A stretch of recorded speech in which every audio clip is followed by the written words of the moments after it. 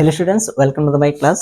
আজিৰ এখন ভিডিঅ'ত আমি chapter number 1 class 10 mathematics chapter number 1 অনুশীলনী 1.1 ৰ বিষয়ে আলোচনা কৰিম। তো 1.1 অনুশীলনী আৰম্ভ কৰাৰ আগতে আমি ইউক্লিডৰ কলনবিধি বিষয়ে জানিব লাগিব। ইউক্লিডৰ কলনবিধিয়ে কি কয়, ইউক্লিডে কি কৈছিল কলনবিধি চোৱা। আমি ক্লাছ 9 ত পাইছিলো যে এইটো ফৰ্মুলা এটা পাইছিলো আমি, ইউক্লিডে দিয়া আছিল যে বাহ্য ইকুয়াল টু বাজক ইনটু ভাগফল প্লাস পাক্ষিক। এটা ছিল ক্লাস 9 এর কারণে। এতিয়া ক্লাস 10 ত কি হয়, আমি আগতে পাইছিলো px equal to g of x into q of x plus r পাইছিলো, r of x পাইছিলো। কিন্তু এটা অলপ মডিফাই কৰিছে, মডিফাই কৰি কি আছে যোৱা বাহ্য যেটা আছে এটো এ লিখা হৈছে, বাজকটো v ৰে আৰু ভাগফলটো q ৰে আৰু পাক্ষিকটো r ৰে লিখা হৈছে। এটা হৈছে আমাৰ মডিফিকেশন। কিন্তু আমরা যেটো বাক্ষেক পাম, আর মানে কি বাক্ষেক, এটা আমি যেটো বাক্ষেক পাম সেই বাক্ষেকটো শূন্যৰ সমান বা শূন্যতকৈ ডাঙৰ হ'ব লাগিব। আৰু বি মানে কি আছিল বাজক, হয়নে? বাজকতকৈ সৰু হ'ব লাগিব। কাৰণ আমি যে এটা সংখ্যা হৰণ কৰো, ধৰা আমি এটা হৰণ কৰি আছো নেকি, ধৰা 13 আছে আৰু এটা 6 আছে, ধৰা 5 আছে ইয়াতে, হয়নে? এতিয়া আমি এই 13ক যদি 5 ৰে হৰণ কৰো, 5 কেইবাৰ যায় দুবাৰ, কিমান হ'ব 10, থাকিব কিমান 3।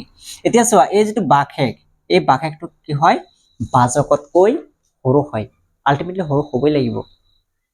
হল এটো হৈছে ইউক্লিডৰ বিভাজন কলনবিধি বুলি কোৱা হয় ইয়াক। হল এতিয়া বলে আমি কোৱেশ্চন নাম্বাৰ 1. অনুশীলনী 1.1 ৰ কোৱেশ্চন নাম্বাৰ 1 টো আমি চাও কি কৈছে। কোৱেশ্চন নাম্বাৰ 1, ইউক্লিডৰ কলনবিধি ব্যৱহাৰ কৰি আমি গসাউ উলিয়াব লাগে। এতিয়া গসাউ কেনেকৈ উলিয়াম, আমি এটা দুটা সংখ্যা দি আছে, এটা 135 আৰু 225। গতে আমি প্ৰথমে চাম যে ইয়াৰ ভিতৰত ডাঙৰ কোন আছে। ইয়াৰ ভিতৰত 225 টো ডাঙৰ আৰু 135 টো সৰু। গতে আমি লিখিলাম 225 ইজ গ্ৰেটাৰ দেন কাতকৈ ডাঙৰ 135 তকৈ ডাঙৰ। আমি খিনি জানো অলৰেডি, হয়নে? এতিয়া আমি কি কৰিম, এই 225ক 135 ৰে যদি আমি হৰণ কৰো, 225ক 135 ৰে আমি হৰণ কৰিলো। হৰণ কৰাৰ পিছত আমি যে হৰণটো কৰো, এতিয়া এই 135 225 ত যাব কিবাৰ, দুবাৰ গলে বেছি হৈ যাব, হয়নে? গতে আমি একবাৰ দিব লাগিব। একবাৰ দিলে পাম কিমান 1 * 35 135 থাকিব কিমান। এতিয়া ইয়াতে 0 আৰু ইয়াতে 2 পৰা 3 না যায়, 1 ললে 12, 12 পৰা 3 গলে 9, 90। এতিয়া চোৱা আমাৰ বাহ্য কিমান আছিল, ইউক্লিডৰ কলনবিধি আছিল কি, আমাৰ ইউক্লিডৰ কলনবিধি আছিল a = bq plus r, হয়নে? এতে এ মানে কি আছিল বাহ্য, ইয়াতে বাহ্য কোনটো 225, গতে 225 বাহ্য ইকুয়াল টু বাজক কিমান, বাজক আছে 135 হল ইনটু q মানে ভাগফল, ভাগফল কিমান 1 প্লাস r, r মানে বাকে কিমান 90 আমি পাইছো। এতে এইটো প্ৰসেস আমি তেতিয়ালৈকে কৰি থাকিব লাগিব যেতিয়ালৈকে এই ভাগহেকটো 0 নাহে। অৰ্থাৎ এই যেটো প্ৰসেস আমি কৰি থাকিম, ইয়াত এইটো ঠাই যেতিয়ালৈকে 0 নাহিব, ভাগহেকটো 0 নাহিব, তেতিয়ালৈকে আমি এইটো প্ৰসেস কৰিয়ে থাকিম।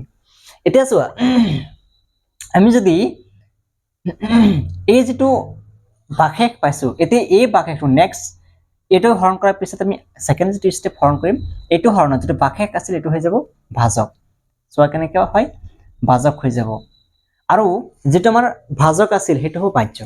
ইয়াতে 132 কি আছিল ভাজক, এটা হ'ব এইটো বাহ্য। মন ৰাখিবা, যেটো আমাৰ ভাগহেক থাকিব নেক্সট স্টেপত আমাৰ হেতু হৈছে ভাজক, যেটো ভাজক থাকিব হেতু হৈ যাব বাহ্য। হল এতিয়া 135 5ত 90 এবাৰ চাব, আমি এটা যে 2 দিও তেতে 180 হৈ যাব, 2 9 18 180 হৈ যাব, আছে কি 35, দুবাৰ না যায় একবাৰ দিলে 90 হ'ব, থাকিব কিমান 5 আৰু ইয়াতে 13 পৰা 9 গলে 4 45।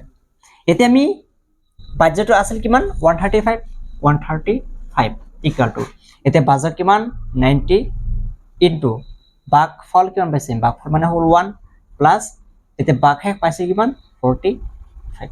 এটাও কিন্তু ভাগহেক যেটা আছে এটা আমাৰ 0 আহা নাই, 45 আছে অলৰেডি।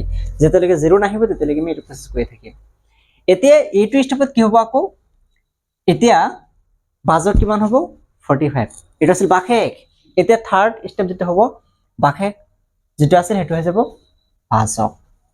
হল তাৰ পিছত এতিয়া বাহ্য কিমান হ'ব 90 হ'ব আগৰটো যেটো ভাজক আছিল তো বাহ্য বাকেকটো ভাজক হল তে কিমান হ'ব 90 আগৰটো চোৱা 135 এতে সোমাই গৈছে এতিয়া এইটো এতে সোমাই যাব হল গতিকে এতিয়া 90 ত 45 কেবাৰ যায় দুবাৰ এতিয়া বাকেক 0 হৈ গ'ল গতিকে আমি লিখিব পাৰো ভাজ্য কিমান আছিল 90 হ'ব এতিয়া ইকুয়াল টু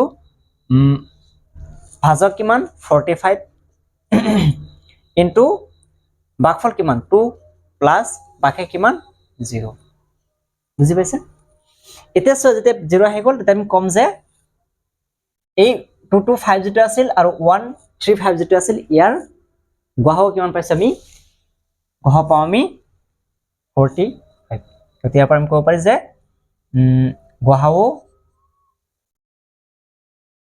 কাৰ আছিল আমি ব্ৰেকেট লিখি দিম 135 আৰু 225 ৰ 225 ৰ কিমান পাইছে আমি লিখিম 45 হল 135 আৰু 225 ৰ গহ আমি 45 পাইছো এটা আছিল কোৱেশ্চন নম্বৰ 1 এটা বলে আমি কোৱেশ্চন নম্বৰ 2 লৈ যাও এতিয়া এই দুটা সংখ্যা দি আছে 196 আৰু 38220 আমাৰ প্ৰথম কাম কি আছিল কোনটো ডাঙৰ হেতু চিনাক্ত কৰা হয় নে এটা ডাঙৰ হৈছে 38220 টো ডাঙৰ আৰু সৰু কোনটো 196 হল এটা আমি কি কৰিম এই হৰটোৰ ডাঙৰটো হৰণ কৰিম ডাঙৰটো ভাজ্য সৰুটো ভাজক গতে হৰণটো কৰো এতিয়া কিমান আহিব চাও 38220 ভাজ্য আৰু ভাজক কিমান আহিব 196 হল এতিয়া ইয়াতে তিনিটা অংক আছে আমি ইয়াতে তিনিটা অংক লও এতিয়া আমাৰ 196 হৰণ কৰিলে কিমান বাৰ হ'ব 382 দুবাৰ না যায় হয়নে গতে এবাৰ দিলে কিমান হ'ব 1 into 96 196 থাকিব কিমান 0 2 তাৰ পিছত 12 2 পৰা 6 না যায় 12 12 পৰা 6 গলে 6 এ থাকিল 7 এতিয়া এটা আছে 2 3 এক ভাগ কৰিলে দেখি কিমান আছিল 7 17 পৰা 9 গলে 8 এ থাকিল 2 2 পৰা 1 গলে 1 হল